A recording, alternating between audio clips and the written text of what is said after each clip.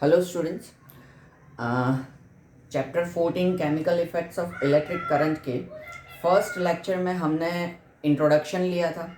हमने खास करके कंडक्टिविटी क्या है, इलेक्ट्रोलाइट क्या होता है, लिक्विड्स इलेक्ट्रिसिटी जो है वो कंडक्ट करते हैं कि नहीं करते हैं, इन सब चीज़ों के बारे में हमने देखा था। ठीक है, और ये भी हमने समझा था कि ऐसे ऐसे लिक्विड्स की जिनमें से करंट पास हो सकता है, यानी कि इलेक्ट्रिकल कंडक्टिविटी जो जो लिक्विड्स शो करते हैं उनको हम क्या कहते हैं, इलेक्ट्रोलाइट्स कहते हैं। Okay, they are known as electrolytes. और बाद में हमने how can we check that whether the given liquid is electrolyte और नॉट, ये हमने देखा था एक्टिविटी के थ्रू।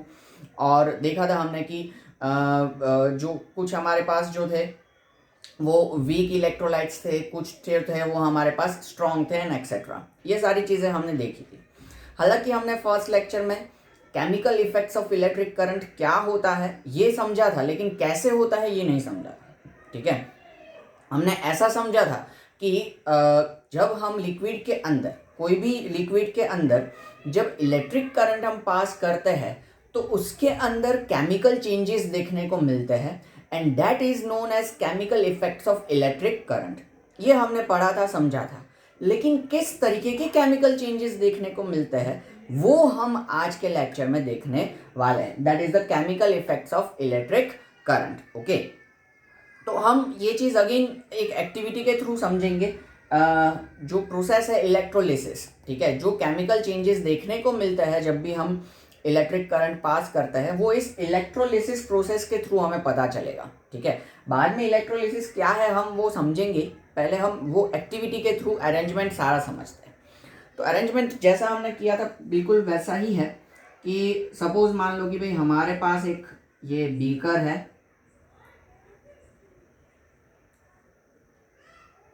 ओके, बीकर के अंदर हमने एक एसिडिफाइड वाटर लिया हुआ है। Acidified water in the sense कि सपोज वाटर है और वाटर के अंदर हमने थोड़े बहुत ड्रॉप्स जो है वो HCl के डाल दिए हो, हाइड्रोक्लोरिक एसिड। क्यों है ये हमें डालने पड़ेंगे? ताकि इसमें आयंस बने।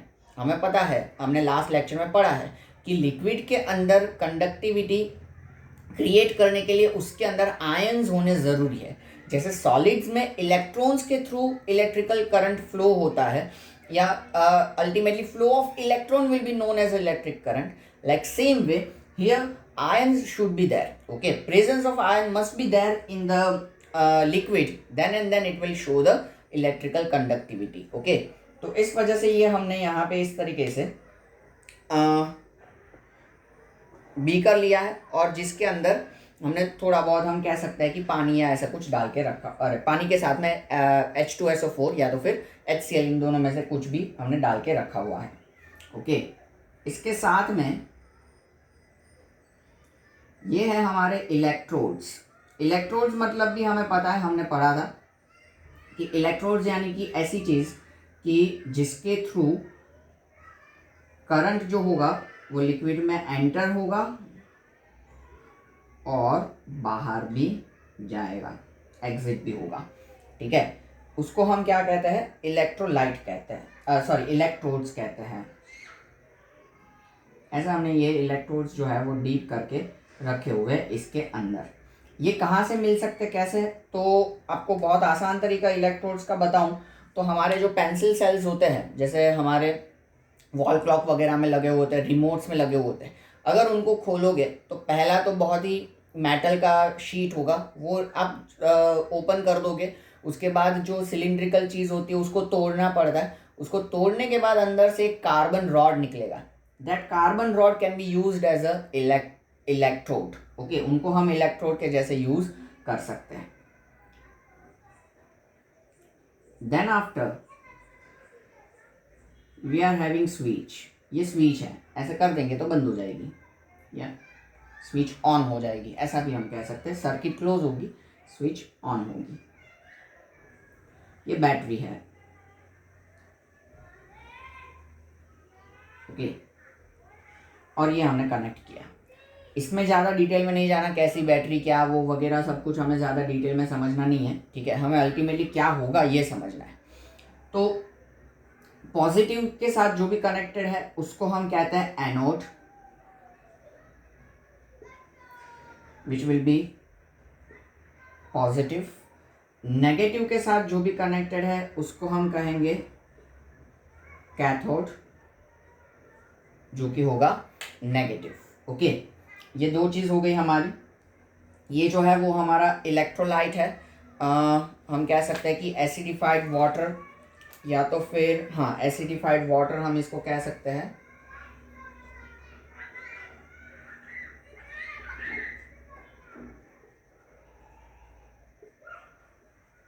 ओके, एनोड कैथोड आ गए। ये अल्टीमेटली कार्बन रॉड से है, वो मैंने आपको बता दिया।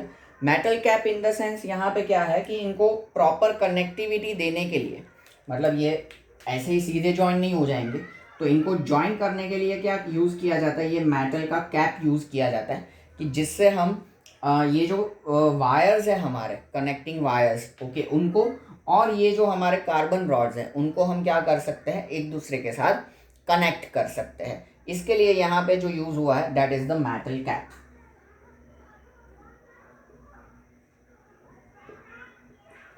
ओके, और ये ओके ये हमारा बैटरी है, लिख देते हैं, हमने डिस्कस तो किया ही है।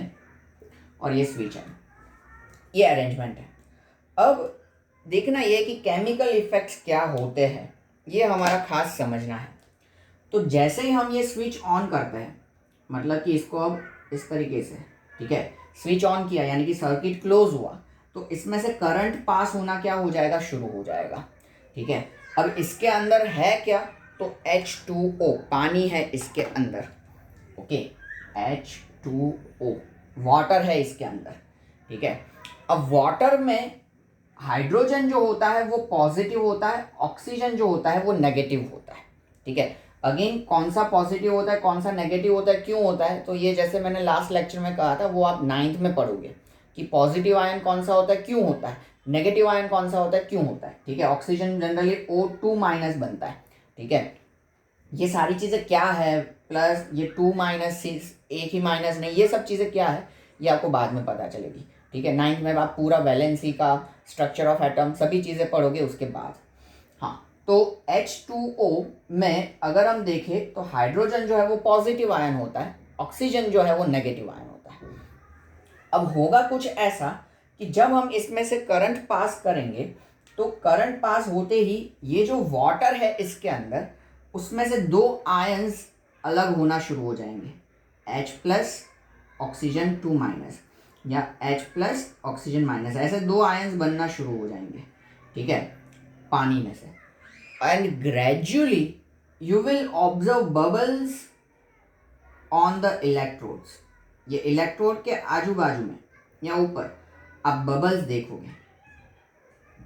ये जो बबल्स है, this are the nothing but hydrogen and oxygen gas. जो हाइड्रोजन और ऑक्सीजन यहाँ से रिलीज हो रहे हैं वो रिस्पेक्टिव इलेक्ट्रोड के ऊपर क्या होते जाएंगे, रिलीज होते जाएंगे या डीकम्पोज होते जाएंगे। ठीक है, वाटर का यहाँ पे क्या हो रहा है, डीकम्पोजिशन हो रहा है हाइड्रोजन में और ऑक्सीजन में। ओके, हम कह सकते हैं कि वाटर जो है उसका डीकम्पोजिशन हो रहा है हाइड्रोजन एंड ऑक्सीजन में। अब हाइड्रोजन कैसा होता है, पॉजिटिव होता है। ठीक है, आयन, तो वो नेगेटिव यानी कि कैथोड पे रिलीज होगा। हाइड्रोजन जो होगा, हाइड्रोजन गैस H2 से प्रेजेंट करता है, तो वो कैथोड पे रिलीज होगा। और ऑक्सीजन कैसा है, नेगेटिव है, तो नेगेटिव किस पे अट्रैक्ट होता है, पॉजिटिव पे, इसलिए ऑक्सीजन जो गैस होगा वो कहाँ पे, एनोड पे रिलीज होगा। ठीक है, आप समझ सकते हो कि एनोड यानी कि हमारा पॉजिटिव इलेक्ट्रोड है और कैथोड यानी कि हमारा नेगेटिव इलेक्ट्रोड है। अब हाइड्रोजन जो है वो पॉजिटिव आयन है, तो पॉजिटिव नेगेटिव एक दूसरे को अट्रैक्ट करते हैं, इसलिए नेगेटिव इलेक्ट्रोड पे पॉजिटिव आयन यानी कि हाइड्रोजन रिलीज होगा और पॉजिटिव इलेक्ट्रोड पे नेगेटिव आयन यानी कि हमारा ऑक्सीजन रिलीज होगा। तो यहाँ पे वाटर यानी कि H2O हाइड्रोजन और ऑक्सीजन में क्या हो गया, डिकम्पोज हो गया। And this process is known as electrolysis. इसको क्या कहा जाता है, इलेक्ट्रोलिसिस कहा जाता है। The chemical decomposition produced by passing an electric current through a conducting liquid is called electrolysis. Okay, तो केमिकल डिकम्पोजिशन यानी कि जो दो एलिमेंट से हमारा केमिकल बना था वो दोनों एलिमेंट क्या हो गए, डिकम्पोज हो गए, अलग हो गए, ठीक है. That chemical decomposition is known as electrolysis. तो this is the chemical effect of electric current. ये केमिकल चेंज हुआ, जो हाइड्रोजन और ऑक्सीजन का अलग होना हुआ, that is the chemical change. उसको क्या कहा जाता है, केमिकल चेंज कहा जाता है. हमने जैसे कंबशन एंड फ्लेम में पढ़ा था कि combustion is a chemical change. Okay, oxygen की प्रेजेंस में कंबशन होता है तो पर्टिकुलर सब्सटेंस का ऑक्सीजन के साथ केमिकल रिएक्शन होता है और इस वजह से कंबशन होता है, चीज़ें हमारी जलती है. तो इन द सेंस व्हाट कि this is also a chemical reaction कि जिसमें यहाँ पे हमारे H2O जो है वो दो एलिमेंट्स हाइड्रोजन एंड ऑक्सीजन क्या हो जाते हैं, डिकम्पोज हो जाते हैं. और ये केमिकल चेंज किसकी वजह से हुआ, इलेक्ट्रिक करंट सप्लाई करने की वजह से. समझ में, वाटर में जब इलेक्ट्रिक करंट हम सप्लाई करेंगे तो हाइड्रोजन और ऑक्सीजन क्या होंगे, रिलीज होंगे. तो ये इलेक्ट्रिक करंट के वजह से केमिकल चेंजेस हुए. So this are the chemical effects of electric current. Okay, तो ये हुआ हमारा इलेक्ट्रोलिसिस. ओके, तो ये आप लिख लीजिए इलेक्ट्रोलिसिस, फिगर बना लीजिए एक्टिविटी का.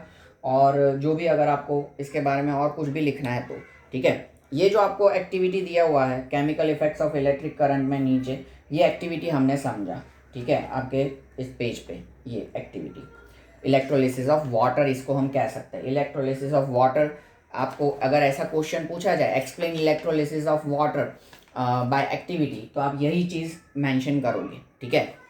पहले व्हाट इज इलेक्ट्रोलिसिस वो एक्सप्लेन कर दो, उसके बाद में एक्टिविटी हेडिंग दे के पहले अरेंजमेंट कर दो कि भाई take one beaker, fill some acidified water in this. It means कि take some water and add few drops of hydrochloric acid or sulfuric acid in it.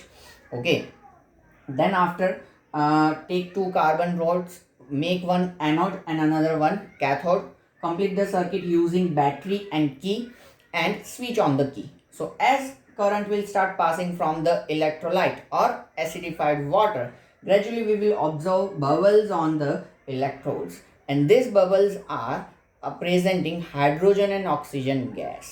Okay, hydrogen is a positive ion, so which will be decomposed on the cathode, which is negative electrode, and oxygen is negative ion, so it will decompose on the positive electrode, that is anode. Okay, and this whole process is known as electrolysis. ये सारी चीज जो है वो आपको इस तरीके से एक्सप्लेन करनी पड़े. हाँ, तो ये आप पहले लिख लीजिए, फिर हम आगे देखते हैं इलेक्ट्रोप्लेटिंग, जिसके बारे में थोड़ा बहुत हमने डिस्कस किया था लास्ट में लेक्चर 1 में.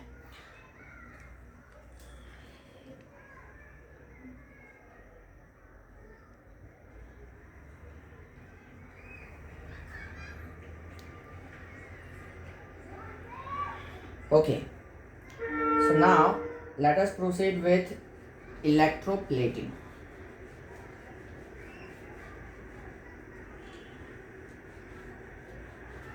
ये जो आएगा वो आपके applications of chemical effects of electric current में आएगा कि ये chemical effects of electric current के यूजेस क्या क्या है. एक तो यही यूज़ है इलेक्ट्रोलिसिस जो है, जिससे डिकम्पोजिशन होता है दो एलिमेंट्स का, वो भी एक यूज़ है. लास्ट यूज़ हम देखेंगे इसमें वो यही है, ठीक है. और दूसरा जो है वो ये खास करके इम्पॉर्टेंट यूज़ है इलेक्ट्रोप्लेटिंग. फिर इलेक्ट्रोप्लेटिंग जैसे ही हम अलग अलग यूजेस इसमें देखेंगे. ओके, तो देखते हैं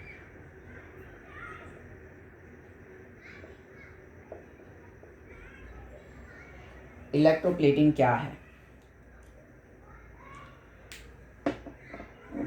इसमें भी अरेंजमेंट जो है वो बिल्कुल ऐसा ही रहेगा जो हमने अभी इलेक्ट्रोलिसिस में किया वही. We can say that the process of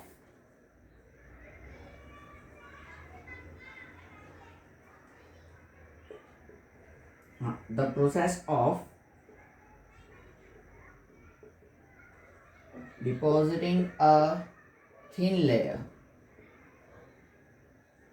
of a desired metal over a metal object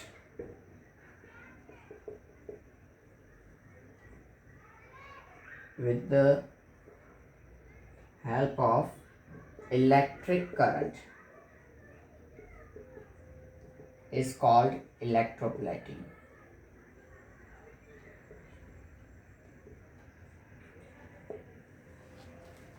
अब देखो, इलेक्ट्रोप्लेटिंग अगेन यूजिंग हम एक्टिविटी ही समझते हैं कि इलेक्ट्रोप्लेटिंग जो है वो क्या होता है। तो पहले तो इलेक्ट्रोप्लेटिंग या इलेक्ट्रोप्लेटेड चीज़ें आपने काफ़ी सारी देखी होगी। आपने देखा होगा गोल्ड प्लेटेड वॉच, ठीक है, सोने की घड़ी नहीं है, it is gold plated watch, not made up of gold. Okay, मतलब कि उसके ऊपर क्या किया गया है, एक लेयर गोल्ड का हम कह सकते हैं कि अप्लाई किया गया है।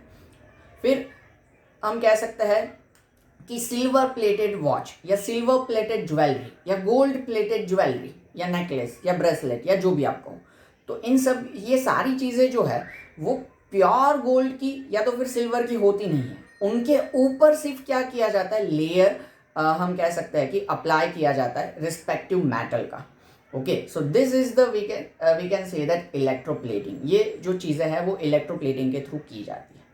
इलेक्ट्रोप्लेटिंग क्यों किया जाता है, तो इसकी दो वजह होती है। One, we want to protect our thing by rusting, ठीक है, हमें रस्टिंग से प्रोटेक्ट करना है हमारी चीज़ों को।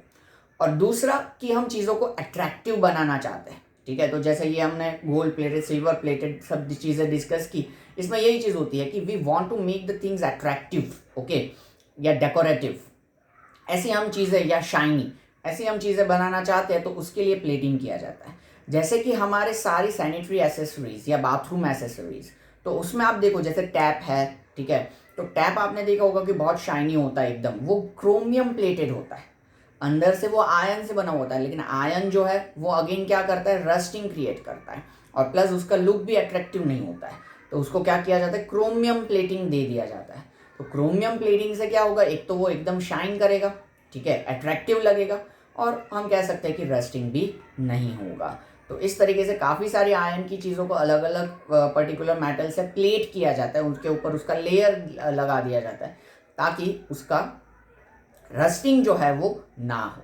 ओके, और जैसे हम ज्वेलरी की तो बात कर ही रहे हैं कि पूरे की पूरी सोने की बैंगल नहीं है, ठीक है, बैंगल जो है वो कोई और चीज़ से, सपोज कॉपर से बनी हुई हो या और कोई चीज़ से बनी हुई हो, और उसके ऊपर गोल्ड का एक लेयर लगा दिया जाए तो लगे कि हाँ भाई ये गोल्ड की है, वैसे होती नहीं है, ठीक है। तो this is the electroplating and this is the requirement of electroplating, जैसे हमने डिस्कस किया कि either we can protect the thing by the rusting और by with the reaction of oxygen, इससे हम उसको क्या कर सकते हैं, प्रोटेक्ट कर सकते हैं, या उसका रिएक्शन ऑक्सीजन के साथ हम प्रिवेंट कर सकते हैं।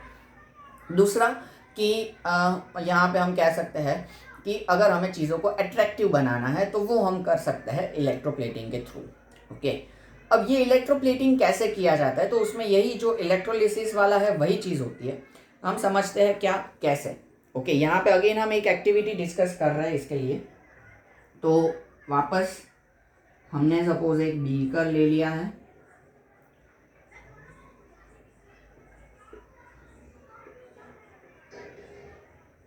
यहाँ पे ये हमारा सपोज एनोड है, this is the switch, battery, and this is the cathode.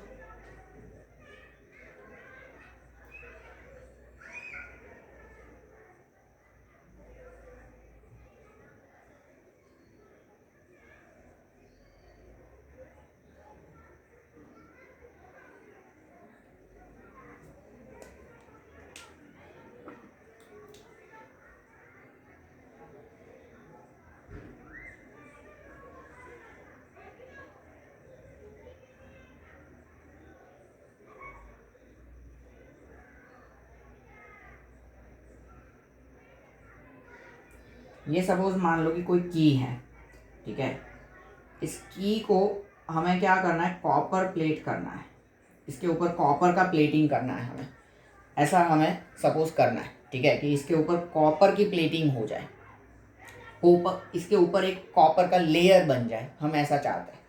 तो इलेक्ट्रोप्लेटिंग के लिए कुछ हम कह सकते हैं कि कंडीशंस है, 3 कंडीशंस है जो कि हमें खास ध्यान में रखनी चाहिए।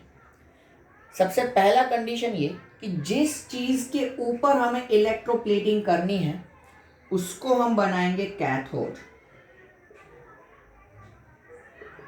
यानी कि नेगेटिव। जिस चीज़ के ऊपर, ठीक है, प्लेटिंग करना है उसको कैथोड बनाया जाता है। जैसे अगर हमें बैंगल के ऊपर करना है तो यहाँ बैंगल लगा दिया जाएगा, ठीक है, या कोई भी चीज़ है तो जैसे की है तो उसके ऊपर हमें प्लेटिंग करना है, इसलिए वो कैथोड है। अब जिस चीज़ का प्लेटिंग करना है वो एनोड बनता है। जैसे कि इसके ऊपर हमें कॉपर का प्लेटिंग करना है तो ये कॉपर होगा, ओके, पॉजिटिव। और यहाँ पे हमने क्या यूज़ किया है, कॉपर यूज़ किया, क्योंकि हम कॉपर की प्लेटिंग इसके ऊपर करना चाहते हैं, ठीक है। तो ये क्या होगा, हमारा कॉपर होगा, कॉपर, प्योर कॉपर का हम कह सकते हैं कि एक रॉड, ऐसा आप मान सकते हो या कंसीडर कर सकते हो, ओके। और जिस पर्टिकुलर चीज़ का हमें इसके ऊपर प्लेटिंग करना होता है हम क्या करते हैं, उसी का सॉल्ट सॉल्यूशन यहाँ पे लेते हैं एज अ इलेक्ट्रोलाइट। जैसे कि हमें इधर कॉपर का प्लेटिंग करना है तो हम यहाँ पे कॉपर सल्फेट यानी कि CuSO4 का सॉल्यूशन लेंगे, मतलब हम डिस्टिल वाटर लेंगे, ठीक है, जिसमें कोई आयंस नहीं होते, और उसके अंदर CuSO4 के थोड़े बहुत हम कह सकते हैं कि इसमें ग्रैन्यूल्स या पीसीस डाल देंगे और वो अच्छे से डिजोल्व करेंगे तो हमारा CuSO4 का सॉल्यूशन बनेगा। हमें कॉपर का प्लेटिंग करना था इसलिए हमने क्या किया है, यहाँ पे कॉपर का ही सॉल्ट लिया है, CuSO4। तो ये 3 चीज़ें खास करके ध्यान में रखनी है होती है इलेक्ट्रोप्लेटिंग के वक्त। जिस चीज़ के ऊपर प्लेटिंग करना है वो हमारा रहेगा नेगेटिव यानी कि कैथोड। जिस चीज़ का प्लेटिंग करना है वो हमारा बनेगा एनोड, यानी कि हम कह सकते हैं यहाँ पे फिलहाल कॉपर। और अगेन जिस चीज़ का प्लेटिंग करना है उसी का इलेक्ट्रोलाइट हमें यहाँ पे यूज़ करना होगा, उसी का सॉल्ट जो है वो एज अ इलेक्ट्रोलाइट यूज़ करना होगा। जैसे कॉपर का हमें यहाँ पे इलेक्ट्रोप्लेटिंग करना था तो कॉपर का सॉल्ट CuSO4 हम यहाँ पे कंसीडर कर रहे हैं, ठीक है। तो ये चीज़ हुई अरेंजमेंट के बारे में कि हमने जो अरेंजमेंट किया है वो। अब होगा क्या कि अगेन हम जैसे ही स्विच यहाँ पे ऑन करेंगे यानी कि इसके अंदर से करंट फ्लो होना शुरू हो जाएगा, और जैसे ही करंट फ्लो होना शुरू होगा तो ग्रेजुअली क्या होता जाएगा, कॉपर जो है वो इसमें से निकल के इसके सरफेस के ऊपर डिकम्पोज होना शुरू हो जाएगा, ठीक है। यहाँ से कॉपर निकल के इसके सरफेस के ऊपर ग्रेजुअली क्या होता जाएगा, डिकम्पोज होता जाएगा। उसका पूरा लेयर जो है वो यहाँ पे बनता जाएगा, जितना पार्ट डीप किया हुआ है उसके ऊपर उसका लेयर बनता जाएगा, एक एक लेयर जो है वो इस तरीके से पूरा लेयर जो है वो अच्छे से इसके ऊपर बन जाएगा, यानी कि ऑफकोर्स आगे की सरफेस सब जगह पे पूरा लेयर बन जाएगा इसका, ठीक है। तो हम कह सकते हैं कि जो सपोज हमारा की जो था वो आयन का था, अब उसके ऊपर क्या हो चुका है, कॉपर डिकम्पोज हो चुका है, यानी कि कॉपर का प्लेटिंग लग चुका है। तो this process is known as electroplating, the process of depositing a thin layer of desired metal, okay, thin layer इसके ऊपर हमें बनाना है desired metal, यानी कि हमें कॉपर का यहाँ पे लेयर बनाना है, तो that is our desired metal over a metal object। ये हमारा metal object जैसे कि आयन का की है, with the help of electric current, of course electric current पास किया तब भी electroplating हुआ, is called electroplating। उसको हम क्या कहते हैं, electroplating। The process of depositing a thin layer of a desired metal over a metal object with the help of electric current is called electroplating। इसी तरीके से गोल्ड का प्लेटिंग, सिल्वर का प्लेटिंग जो भी करना है वो हमारा क्या बनता है, एनोड। गोल्ड का प्लेटिंग करना हो तो यहाँ गोल्ड हमें क्या करना पड़े, एनोड बनाना पड़े, गोल्ड का हमें सॉल्ट सॉल्यूशन लेना पड़े, और यहाँ वो चीज़ रखनी पड़ेगी जिसके ऊपर हमें गोल्ड का प्लेटिंग करना है। तो ग्रेजुअली क्या होता जाएगा, गोल्ड जो है वो प्लेट होता जाएगा। एंड ऑफ कोर्स इलेक्ट्रोप्लेटिंग होने के बाद आपका ये जो पर्टिकुलर रॉड है उसका शेप जो है वो इरेगुलर हो जाएगा। कॉपर का रॉड या कॉपर का आपने स्ट्रिप लिया है तो उसका शेप इरेगुलर हो जाएगा, क्योंकि उसमें से कॉपर क्या निकल के इधर क्या हुआ है, डिकम्पोज हुआ है इस वजह से, ओके।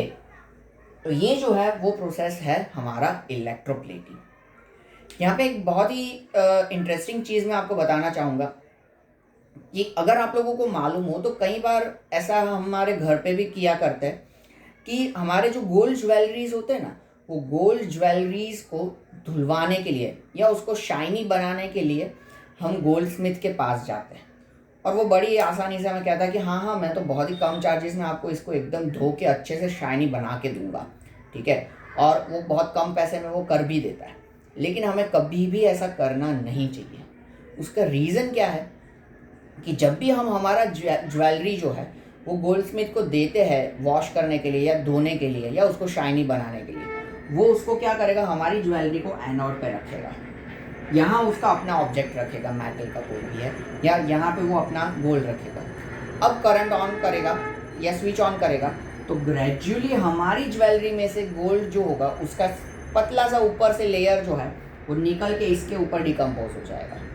यहाँ पे जो हमारा गोल्ड था उसमें से गोल्ड यहाँ जा रहा है, यानी कि हमारा गोल्ड जो है वो क्या हो रहा है, कम हो रहा है, पहली चीज़। दूसरी चीज़ कि उसका ऊपर का लेयर हट जाएगा, इसलिए नीचे का लेयर तो सीधी सी बात है कि शाइनी ही होगा, इसलिए हमें ऐसा सेटिस्फेक्शन होगा कि हाँ उसने बड़ी क्लीन करके दी हमें हमारी ज्वेलरी। लेकिन अगर आप वेट करो उसका एकदम एक्यूरेटली तो आपको पता चलेगा कि some milligrams of the gold is removed from this, ठीक है, कम हो चुका है हमारे गोल्ड में से या हमारे गोल्ड ज्वेलरी में से।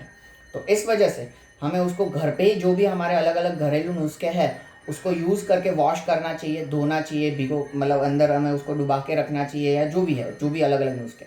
लेकिन कभी भी गोल्ड स्मिथ को उसको वॉश करने के लिए या शाइनी बनाने के लिए नहीं देना चाहिए, ये ऐसा हो सकता है।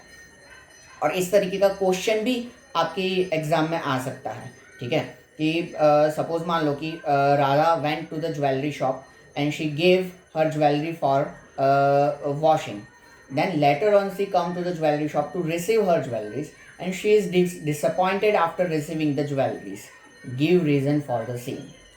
तो क्या रीज़न है कि वो डिसअपॉइंट हुई, तो she noticed that while receiving the gold jewelry weight of the gold jewelry is little bit reduced, and why it is reduced, then due to the electroplating goldsmith must have made the anode by her jewelry, and due to that some of the gold was decomposed on the cathode and weight of the Radha's jewelry got reduced।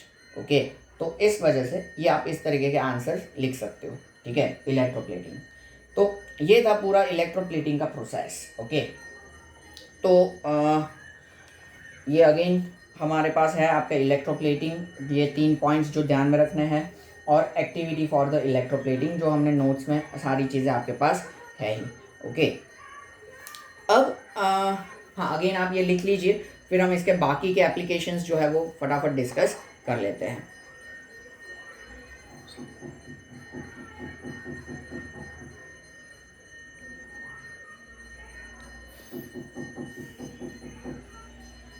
Okay, now let us have other applications, क्योंकि देखो applications of chemical effects में है electroplating metals, तो electroplating कैसे होता है ये हमने देख लिया।